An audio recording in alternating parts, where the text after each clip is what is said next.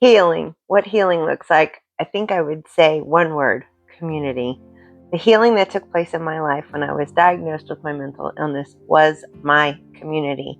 The community of people who just loved me, who just treated me like a person. When I met Professor Leah, she became my connection to God. And here's the thing: I love God. He was who I clung to most of my life. When I was diagnosed and I found out I had dissociative identity disorder with fractured splitting of the mind, there were different personalities and parts that held the trauma and held the pain.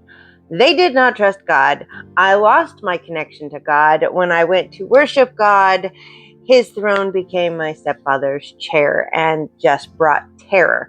And so here I am.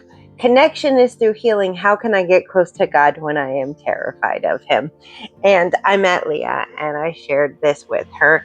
And for the longest time, I couldn't connect with God. And her advice was just, I think, brilliant. Her advice was, it's okay. She said she would hang on to God and she would hang on to me and she would help us connect until the day came when I was ready to connect with God again. Brilliant.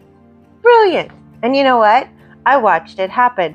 5 years of being terrified of God and yet going and saying, please pray for me, and watching God meet me and bring healing.